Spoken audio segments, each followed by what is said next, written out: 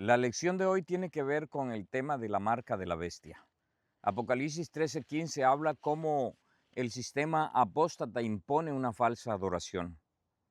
Y fue dado que diese vida a la imagen de la bestia, para que la imagen de la bestia hablase e hiciese que todos los que no adorasen la imagen de la bestia fueran muertos. Por otro lado, el capítulo 14 del libro de Apocalipsis habla acerca del llamado de Dios y de la predicación del pueblo de Dios en el tiempo del fin. Dice Apocalipsis 14, 6 y 7.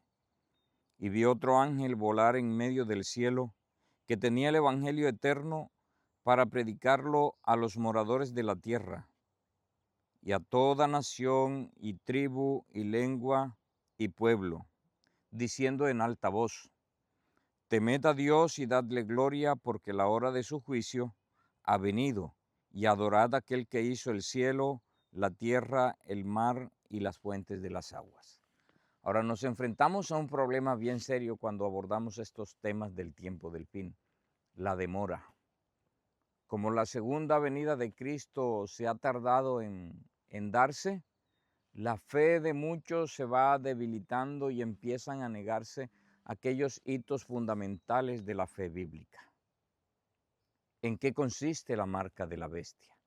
Dentro de el mundo de muchos eruditos de la Biblia, se ha hecho una relación entre el verdadero día de adoración, que es el sábado, y el falso día de adoración, que es el domingo, puesto que no aparece por la Biblia una ordenanza de guardar el domingo, y aunque hay textos que parecieran indicar que el sábado caducó, no hay una indicación de que caduque. Antes hay declaraciones como en Isaías 66 de que el sábado se guardará aún en la tierra nueva. Ahora, mis apreciados, cuando nosotros vamos al libro de Génesis, capítulo 2, versículos del 1 al 3, vamos a encontrar que el sábado va más allá del pecado. O sea, el sábado no fue un mandamiento dado a Israel. Tampoco fue una ordenanza que se dio después que el pecado entró, como para que el hombre tuviera una oportunidad de recogimiento espiritual. Génesis capítulo 2 del versículos del 1 al 3 dice: Y fueron acabados los cielos y la tierra, y todo el ejército de ellos, y acabó Dios en el día séptimo su obra que hizo, y reposó en el día séptimo de toda su obra que había hecho. Y bendijo Dios al día séptimo y lo santificó, porque en él reposó de toda su obra que Dios había creado y hecho. Ahora, vas a encontrar que hay una relación estrecha entre Génesis 2, 1 al 3, que es el final de la creación, y el llamado final en Apocalipsis 14, 6 y 7. Apocalipsis 14, 6 y 7 dice: Temed a Dios y dadle gloria, y adorad a aquel que hizo el cielo, la tierra, el mar y las fuentes de las aguas, todo lo que hay en ella. Cuando tú vas a Génesis 2, la razón para guardar el sábado allí es: Dios hace el sábado cuando terminó de crear todas las cosas. Ahora, si tú te remites al momento en que Dios lo da como mandamiento al pueblo de Israel, está en Éxodo, capítulo 20, versículos del 8 al 11. Tú vas a encontrar la siguiente declaración de cómo está dado el mandamiento allí. Dice Éxodo 20 del 8 al 11. Te acordarás del día sábado para santificarlo. 6 días trabajarás y harás toda tu obra, pero el séptimo día es el sábado de Jehová tu Dios. No harás en él obra alguna, tú, ni tu hijo, ni tu hija, ni tu siervo, ni tu sierva, ni tu ganado, ni tu extranjero que está dentro de tus puertas. Y da la razón de por qué. Porque en 6 días hizo Jehová el cielo y la tierra, el mar y todas las cosas que en ellos hay, y reposó en el séptimo día. Por tanto, Jehová bendijo el día sábado y lo santificó. Es interesante que la razón que Dios le da a Israel para guardar el sábado es porque Dios es el creador de los cielos, de la tierra, del mar, de las aguas y de todo lo que hay en él. El llamado que Dios hace al final del tiempo en Apocalipsis 14, 6 y 7 al mundo es: adoren a Dios que hizo el cielo, la tierra, el mar y todas las cosas que en ellos hay. Hay una relación estrecha entre Apocalipsis 14 y el mandamiento del sábado. Ahora, mis apreciados hermanos, hay una pregunta que tenemos que hacernos para reflexionar acerca del papel que juega el sábado en el conflicto final. Y la pregunta es: ¿por qué quisieron los líderes religiosos de su tiempo matar a Jesús? ¿Qué era lo que más les molestaba? Les molestaba dos cosas: que se declarara hijo de Dios, pero les molestaba el uso que hacía del sábado. Vamos a ver, por ejemplo, Mateo capítulo 12, versículos del 9 al 14. Mateo 12, versículos del 9 al 14.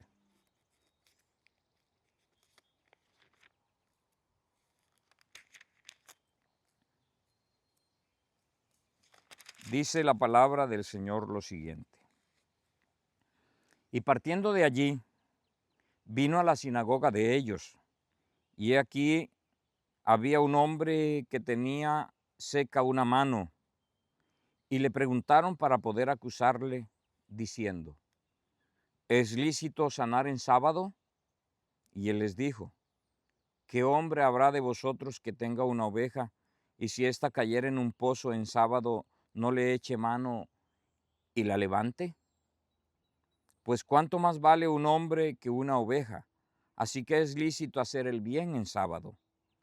Entonces dijo a aquel hombre: extiende tu mano. Y él la extendió, y le fue restaurada, sana como la otra. Entonces salieron los fariseos y tomaron consejo contra él de cómo le matarían por hacer un milagro, por obrar una sanidad en sábado. Otra de los momentos en que quisieron matar a Jesús por la forma como usaba el sábado está en San Juan capítulo 5, versículos del 1 al 16. Vamos al Evangelio de San Juan capítulo 5, versículos del 1 al 16.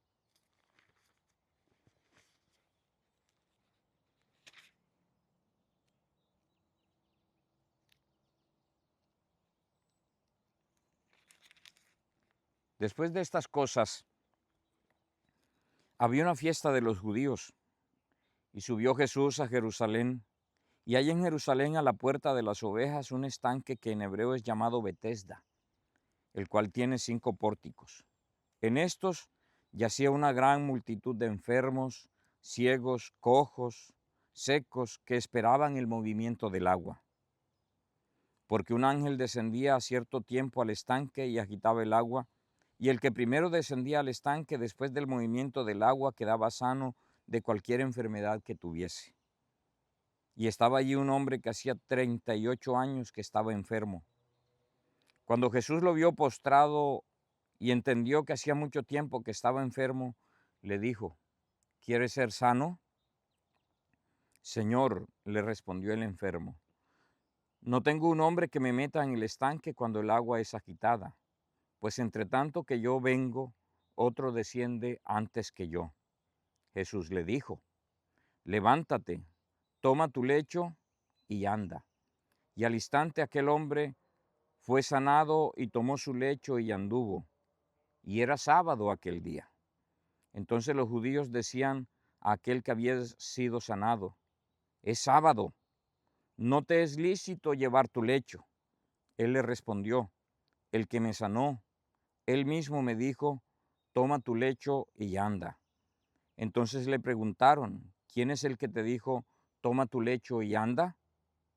Y el que había sido sanado no sabía quién fuese, porque Jesús se había apartado de la multitud que estaba en aquel lugar. Después que le halló sano en el templo, le dijo: mira, has sido sanado, no peques más, no sea que venga alguna cosa peor. El hombre se fue y dio aviso a los judíos que Jesús era el que lo había sanado. Y por esta causa los judíos perseguían a Jesús y procuraban matarle porque hacía estas cosas en sábado.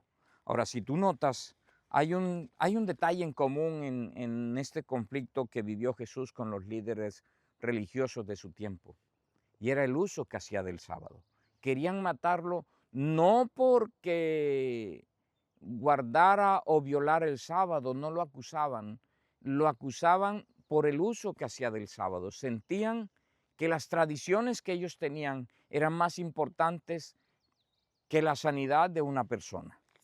Ahora, en cuanto a este hecho, debemos tener en cuenta que lo que los judíos discutían era el uso del sábado, no la validez del sábado. Y lo que Jesús trató de contrarrestar fue el uso que hacían del sábado, no la validez del sábado. Él mantuvo la validez del sábado, lo que no estaba de acuerdo era la manera como lo usaban, que es la misma forma como algunos legalistamente podemos usar el sábado en nuestras vidas religiosas. En otra ocasión, en el Evangelio de Marcos, Jesús habló a los judíos cuál era el problema que tenían.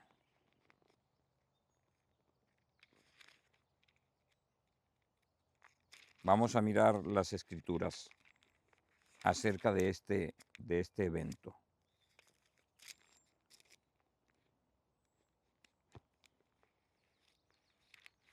Marcos capítulo 7.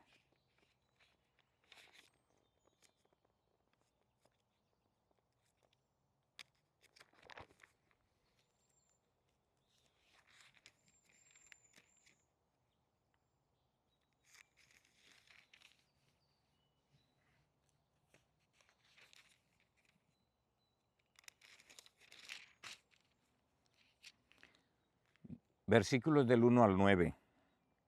Entonces se juntaron a él los fariseos y ciertos de los escribas que habían venido de Jerusalén.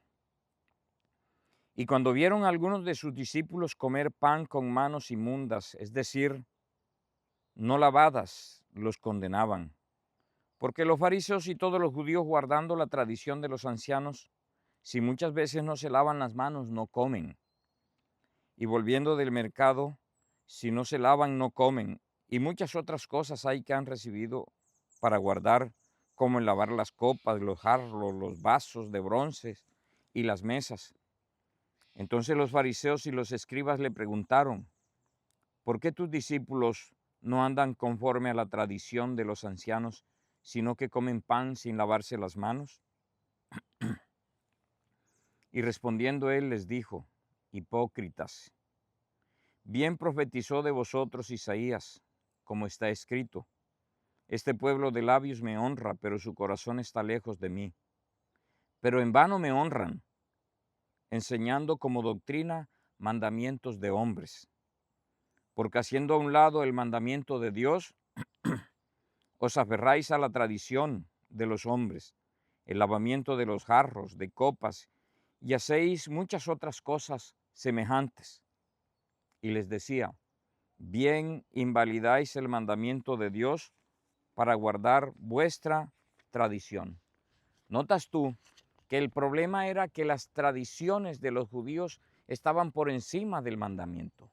Le habían impuesto a los mandamientos de Dios reglas que la Biblia no decía, y era más importante observar esas reglas que guardar el mandamiento. Por ejemplo, en alguna ocasión yo llegué a una iglesia sin avisar y debo reconocer que lo hice solo para evaluar un poco. Llegué sin corbata. Cuando se terminó el programa de culto me dijeron, pero pastor, ¿por qué no vino preparado para predicar?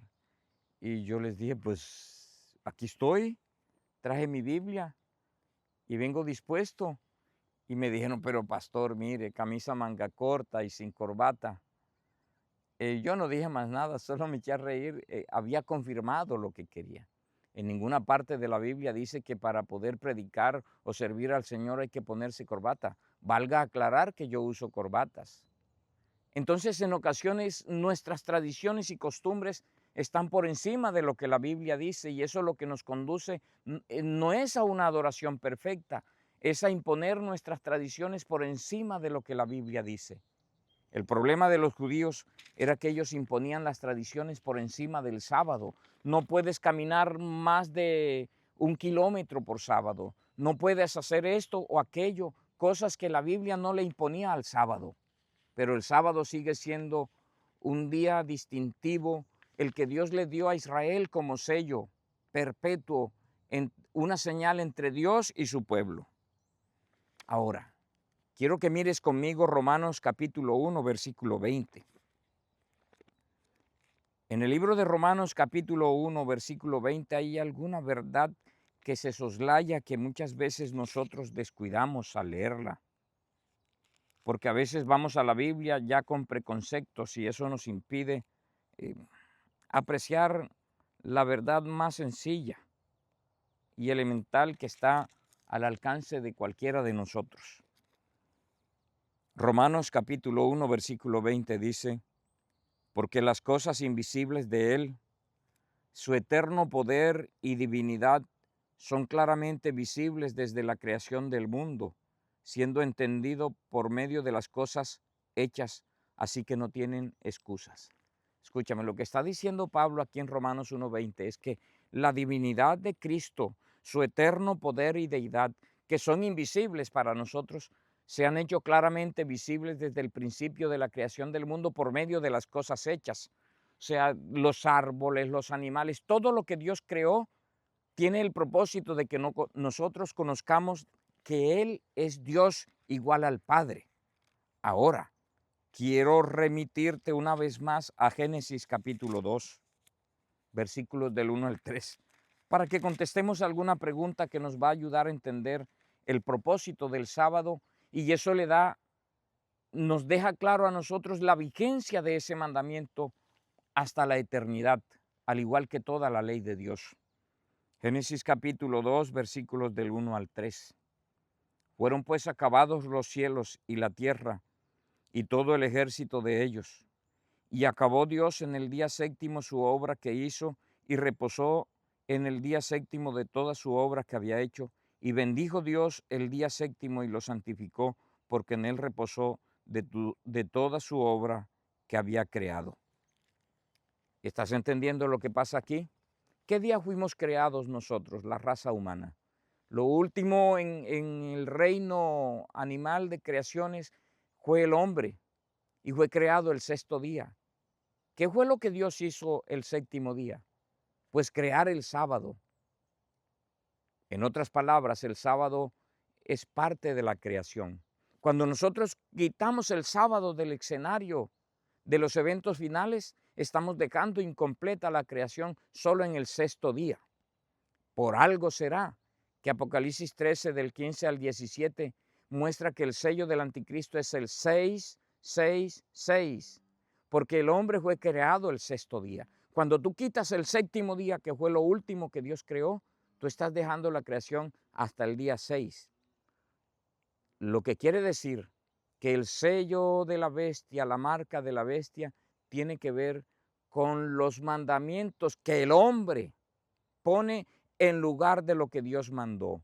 Con el hecho de que el hombre deja la creación hasta el día sexto, en vez de llevar el relato de la creación hasta el día séptimo, que es el que Dios hizo. Ahora tú podrás decirme, lo importante es que creamos en Jesús, porque la salvación es Cristo. O si tú vas a la Biblia, mi apreciado hermano, cuando el diablo tentó a Eva, no le dijo, ¿tú sí crees que existe Dios? No, el diablo dijo, ¿así que Dios os ha dicho? En otras palabras, no los puso a dudar de la existencia de Dios. Adán y Eva habían visto a Dios cara a cara. El diablo conocía a Dios, los puso a dudar de lo que Dios había dicho. Cuando el diablo tentó a Jesús en el desierto, no le dijo, ¿tú sí crees que el que te habló fue Dios allá cuando te bautizaste y te dijo que tú eras su hijo? No, el diablo le dijo, si eres el Hijo de Dios, lo puso a dudar de su divinidad. Ah, mi apreciado hermano, el sábado es el sello de la creación. Lo último que Dios creó fue el séptimo día y hizo 3 cosas allí. Dice Génesis, reposó en el día sábado, lo bendijo, reposó en él y lo santificó. Y la palabra santificar en su original lo que significa es apartar para un uso religioso. En otras palabras, Dios creó el sábado para que el hombre tuviera un espacio de verdadera religión a través de las edades. Que Dios te bendiga, que Dios te guarde y podamos en estos tiempos finales seguir siendo fieles a la palabra de Dios. No solamente creer en Dios, porque de acuerdo a Santiago 2:19, los demonios también creen y tiemblan, pero no pueden obedecer la palabra de Dios porque no se someten a su señorío. El Señor no es al que tú profesas con tu boca, el Señor es a quien tú le eres leal y obedeces a su palabra. Recuerda, comparte con otros este video, suscríbete, dale like y activa la campanita. Cuando lleguemos a los 100 suscriptores vamos a poder dar nuestros estudios sin premura de tiempo de manera amplia y bien detallada.